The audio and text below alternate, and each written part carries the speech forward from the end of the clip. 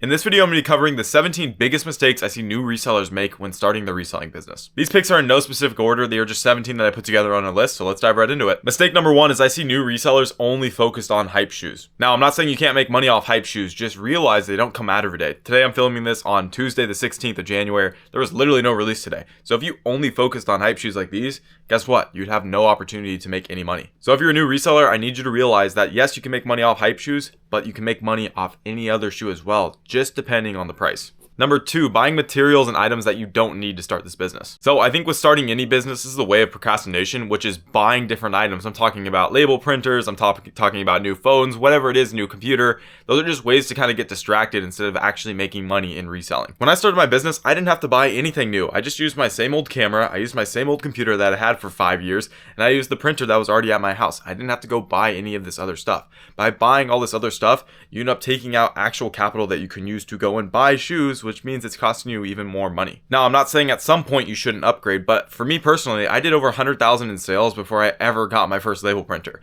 Now, I do realize it does save me time, and time is money, but when you don't have that much money starting out, you don't need to be saving time because you have so much time. So again, one of the biggest pros of reselling is how cheap it is to start this business. So don't make it expensive by buying all these other things that you don't need. Eventually, when you make money, you can upgrade, you can get nice lights in your setup, you can do whatever you want, right? But that comes over time. This is a big one I see a lot of people worrying about when really they shouldn't be, which is taxes and write-offs. Now again, I'm specifically talking about new resellers. Yes, you're gonna have to end up paying taxes when you start making money, but if you're a new reseller, you haven't made any money yet, so you don't owe any taxes. So I get tons of questions, hey Caden, should I open up my LLC before I sell shoes? Should I do this or that? Again, really just doing the reselling is the most important part. Then once you start making money, we can start worrying about taxes, and you can start worrying about how to get, your stuff cheaper, doing all those other things. Again, I'm not an accountant, so I can't give tax advice, but basically you pay taxes on your profit, and if you have zero profit, if you haven't made any money yet, you don't have to worry about that. So make some money first, get up to $100,000, get up to $200,000, get up to $300,000. Then you owe some pretty pennies on taxes.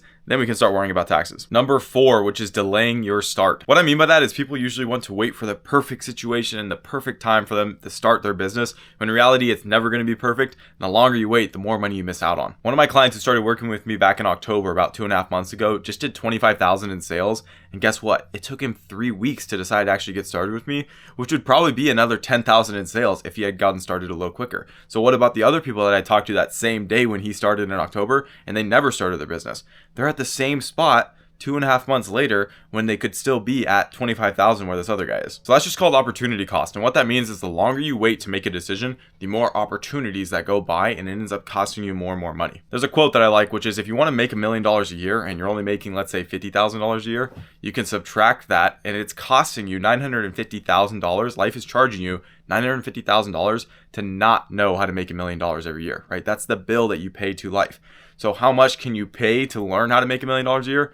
$950,000 per year, right? That's the opportunity cost. Again, success loves speed. If you can speed up those actions, you'll make more money. Number 5 is taking dumb risk, meaning not doing research before you buy a shoe and just deciding to buy it because you feel like it. You guys would be shocked how many times I see this happen. It happens all the time. People buy stupid stuff that they end up losing money on because they panic or they want to buy something. Don't do it. Only buy shoes that make sense. If you follow my videos, you can see the process of what I do before I decide to purchase a shoe, right? I'm only buying shoes that actually make sense. So I bought this shoe 2 days ago, these winterized Jordan 8s, and they retail $210. This shoe only sells for around $210 on StockX and GOAT. So because it's a Jordan 8, does that mean you should buy it? No, right? But because I got it 30% off and an additional 15% off, I only paid $125.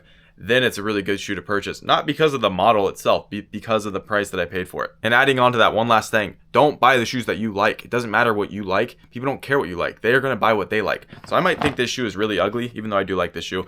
But I still might think this shoe is really ugly, but someone might really love it and they're going to buy it, all right? So buy shoes that other people are going to buy, not just the ones that you like. Not buying enough of something that you find a really good deal on. So I get this DM a lot, which is, hey, Caden, how much of a shoe should I buy? Well, if it's a really good deal, you should buy as much as possible. Let's say you found these Grinches in store sitting at your Nike outlet, which I actually saw on our in-store monitor yesterday. Let's say you found a pair. Should you buy only one of them? Well, what if there's 10 sitting? You should buy them all, right? If you're going to make money on a shoe, don't leave them behind. That was my biggest mistake when I started out, is I would make money on a shoe and I would leave it behind. And I'd feel like an idiot when I got home because I'm like, crap, I could have bought more. Even a lot of my newer coaching clients end up making the same mistakes. Like, for example, some guy bought a bunch of these LeBrons for $100 that sell all day, like almost every single day for $160. He's like, Caden, should I have bought more? And it's like, Yes, you should have bought more because they're selling every single day at 160. And it's just a learning mistake, right? But once you learn it, don't make that mistake in the future. Trust me. Mistake number 7 is people think way too short term. What I mean by that is people think about what will benefit them that same hour, that same minute, that same day, rather than what will benefit them over the next 10 years. Let's compare it to health. If you're trying to lose weight, does it make sense for you to drink a milkshake, even though it might taste really good for that first 3 minutes that you're drinking it, and then after, it doesn't really matter? Or does it make sense to say, dang, if I don't drink this milkshake, I won't get this sugar rush, which won't, increase my weight because I can deny myself for just 5 minutes. The same exact thing happens in reselling. People think way too short term. They think, how can I make money this very minute, this very hour, instead of how can I make money for the rest of my life so I don't have to work again. Number 8, this is a big one, not reinvesting back into your business. You would think if your business is doing really good and it's producing profits, it would be smart to put more money into it, right? So you can continue to grow it. Instead, a lot of people make stupid decisions and take money out for whatever reason, buying things they might want or $1,000 sneaker that they don't need. And that $1,000, instead of being in your business, which could be multiplying more and more, is now just sitting in your closet, not making you any money. I seriously want you to think about your reselling business like a stock portfolio. All of these shoes around me are different stocks that I have. So if I take any of them out, I end up selling that stock and I could trade it for cash, right? But if I don't put it back in, my inventory, right, or my portfolio ends up dropping over time, which means you get less returns. And again, if you remember the 7th mistake, which was thinking too short term, how do you make money in the stock market, right? You got to think really long term, and you have to make really good investments over time and not take your money out. Number 9 is very similar, which is not saving money. And what I mean by that is not using Rakuten or Apple Card, other cashback services that take you literally zero time and can save you thousands of dollars, but just not using them. Again, if you can't track every single dollar and where it's going, you're going to end up losing it. So you have to track, hey, can I reuse my boxes? Can I reuse tape? Whatever I can do to save as much money, because I'm telling you, if you can't manage $200, there's no way in hell you're going to be able to manage 20 or 200,000 or 2 million. Number 10, this is an obvious one, but don't get scammed. You guys know the saying, if it's too good to be true, chances are it probably is. And these happen all the time, especially in the sneaker community. You have to be very careful. That's a big reason why I don't buy from other people. Since I only buy from stores, Nike, Foot Locker, Champs, Adidas, all these stores give me really good return policies. So I always have a safety net versus if you're buying from other people, you can get scammed at any time. Literally last month, there was a guy in Australia who got scammed for $30,000 off, I think, like 5 or 10 shoes, something like that, just because a 14-year-old sold it to him, I believe, and then he scammed him and he couldn't get any of the money back. That's why you should not do business with people like that, and you should be very careful and not get scammed, because it just restarts your business and you feel like crap after. This is more of a selling tip, but listing on multiple platforms. Every new reseller I talk to is really only on like 1 or 2 platforms. So either on like OfferUp or Facebook Marketplace or Go and StockX. They're not on every single platform. Get on all of those, because when you have more eyes on your listings, you're going to sell shoes a lot quicker. All right. So believe me on that. Be on every single platform possible. And especially since you're a new reseller, you don't have hundreds of shoes yet. You only have maybe 5 or 10 shoes, so you can take the time to list them. This is number 12. If you're still struggling with sales, you have to have very competitive listings. What I mean by that is you have to be, again, listed every single place, like I just said before, but you also have to be the cheapest price and have the best photos and descriptions. If you don't have that, you're not going to sell shoes quickly, because someone like me, who is going to be the cheapest price, who is going to have the best photos, people are going to buy from me, not from you. All right. So you have to have all those things. That can be small competitive advantages that add up over time. If you're just doing the C-level work and expect to hang out with the A-level players, you're not gonna, right? You're just barely passing the class. You're gonna sell shoes here and there, right? Yes, but you're never gonna scale if you don't actually implement these skills. Number 13, not understanding how valuable it is to pay to get ahead. Pretty much my biggest breakthrough has always been when I've paid someone who was a higher level than me to learn a skill that I didn't know. Last year, I spent like $110,000 on coaching programs, because guess what? I can actually pay to be a part of communities where there's multimillionaires, so I can learn skills from them, and I can learn skills from high income earners, and I can literally just buy into these groups. You can do the same thing too. It just requires some capital. But think of it this way. If I could pay $36,000 to be into a coaching program, which are some of the groups that I'm a part of, I'd rather do that to learn a skill in about 2 months than take 2 years to learn that skill, because I know for a fact I'm going to make way more than $36,000 over the span of 2 years of me still trying to learn that skill over trial and error than just learning it from the source. That is the one thing I will always do, which is invest in myself, because guess what? I'm only 20. If I live to 80 and I invest in skills right now,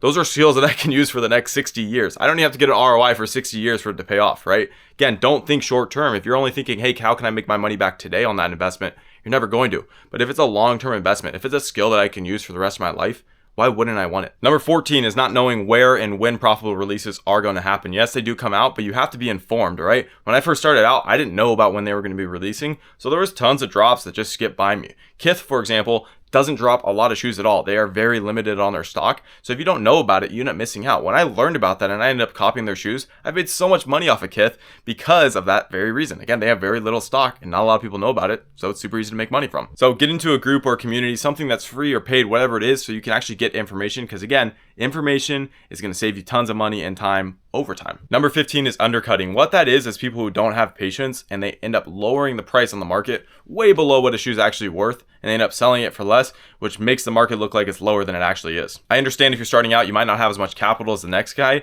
but that doesn't mean you can't have patience. I really want you to employ your patience and know what you bought was a good purchase. You just have to wait for the right buyer to come buy it. Doesn't mean lowering your price is going to make them come buy any quicker. Number 16, which is not understanding the actual basics and the premises of the reselling market, the supply and demand portion. Like a really hype shoe that's coming out is the reimagined Jordan 4s that come out next month.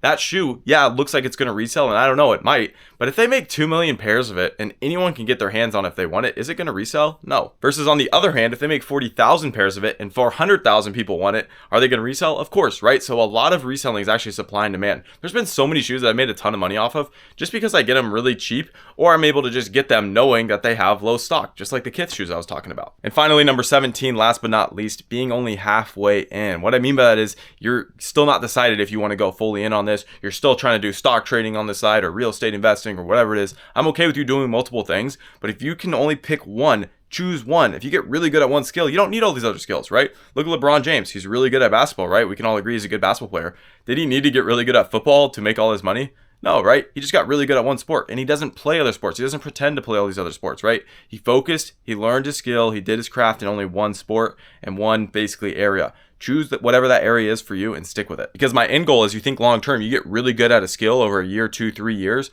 then you have enough time and effort to be able to go expand to another skill, right? Again, I started with just specifically bricks on StockX, Goat, eBay.